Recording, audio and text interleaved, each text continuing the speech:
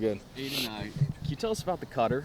How was it today? Where is it at in its development, and how comfortable do you feel with it? I feel pretty comfortable. I mean, I shook to it a couple different times throughout the night, and even though I've thrown it quite dominantly the last two outings, I haven't really done that. So to have the confidence in it to be able to shake to it and execute it has been pretty cool. Still a little bit of a learning curve. It's not quite as consistent as I want to be, but obviously it's good enough to throw in a game, and it's got me some outs, and we're gonna keep rolling with it. Obviously turned into a starter, but you've thrown bullpen stuff. This bullpen you guys have now, how much? I mean, season's still very young, but how much different is this bullpen now as compared to earlier in the year? It seems like it's night and day difference. Oh yeah, I mean it's not necessarily like. I mean, there really only changes to the bullpen is we got Robbie Porco came back, he's healthy. Max is back. Hayden Cooper got moved to the pen. So did Carson Estridge. Obviously, those guys were starters for the beginning of the year, and they're great arms. And and more than half of the Big 12, those guys are starters. So to have those guys in your bullpen, it's incredible. And obviously, Gavin's thrown really well, and he's built some confidence, and it's kind of been our go-to guy out of the pen. And I said Max is just coming back, and he struggled a little bit tonight, but you saw what type of pitcher he is. And when the moment gets big and it comes down to throwing a strike, he's got it. You know what I mean? And that's the guys that you want in your pen. And we don't just have 2, 3, 4 of them. We have 15 of them. We doesn't matter who we roll out of the pen. We know we're going to get guys that are going to throw strikes and compete their balls off. So a lot of those guys you named, Hageman, Estridge, Porco, Van Kempen, they've all started games too. So can you kind of talk about the transition back and forth? Because I mean, you've done it. I mean, so that they're doing it now. It's never easy. It's always easier when you know what your role is and you know when you're going to pitch and what day or whatever it is. You know what I mean? So this week for Hags to go from starting last week to move back to the pen and come in and do what he just did is unbelievable. And like you said, Gavin, Carson, Cooper, all those guys, they've all done it. They've all started. They've all been in the bullpen and yeah, there is a little bit of a change, but at the end of the day, it's just about competing with your best stuff. And as a pitcher, if you compete with your best stuff and you make pitches when you need to, you're going to win, more times than not. So the last 8 outs were all strikeouts. What was that like watching it from the dugout?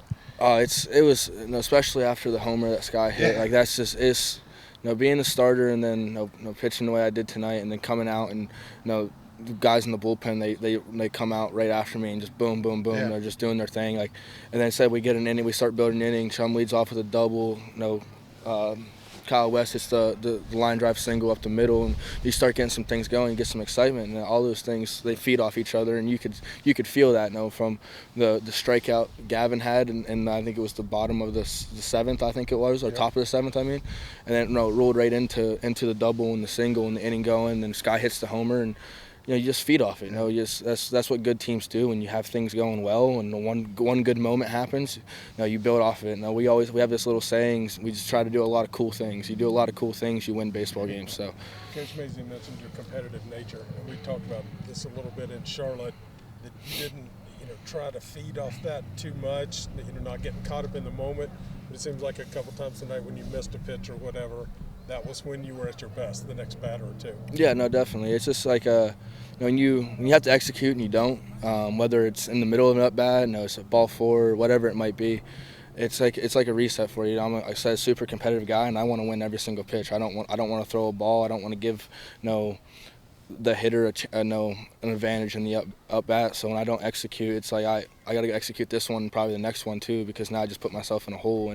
And tonight, I didn't have my best stuff, and I didn't start ahead of a lot of guys. So when you do that, you have to make a lot of good pitches. So it's all just about executing and being competitive. And a lot of times, your intensity and how you compose yourself on the mound actually makes your pitches play a lot better.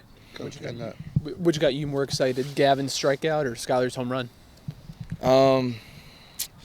That one's a tough one. I want to say Skyler's homer because obviously I put us up, but I'm a pitcher, so I gotta roll with my boy Gav, and that's a huge moment coming in.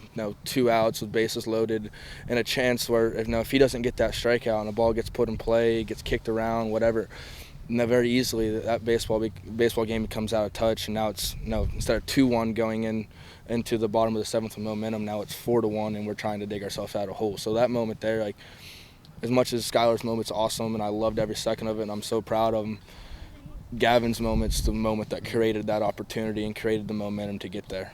Coach was saying a few minutes ago that he knew you were mad when he came and got you in the 7th. Can you ever win that argument? No. No? I've tried, I think, every time I've been taken out of a game, and I hate to say it, but I'll see Coach Mazie hit the graveyard before I win that battle.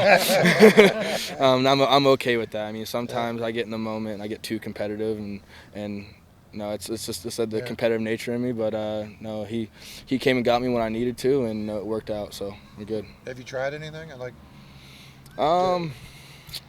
There's not much you can try. Right. With him. It's a short amount of time. It is. It's hard to, when you're so locked in the game, it's hard to come up with something quick. When he's walking out there, granted, he doesn't walk super fast. So you get a little bit more time, right. but it's still when you're that locked in, all you're worried about is getting out. It's hard to come up with something. But so it's never gonna win that battle as much as I'd love to, but it is what it is.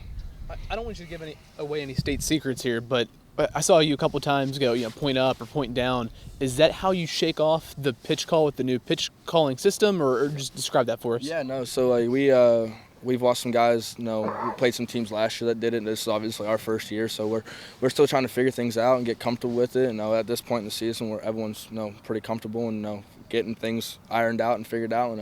But no, it's really the only way to hey, I don't want to throw this, I'm going to something else. Let me point up, or they'll give you 2 down, whatever it might be. So that's kind of the way we do it. We've played around with it. Guys that throw 4 pitches, they have some different things that they do. Like there's some things that I do differently than some of the guys that only have 3 pitches, or and vice versa. So that's just what we found works, and we're going to roll with it. So.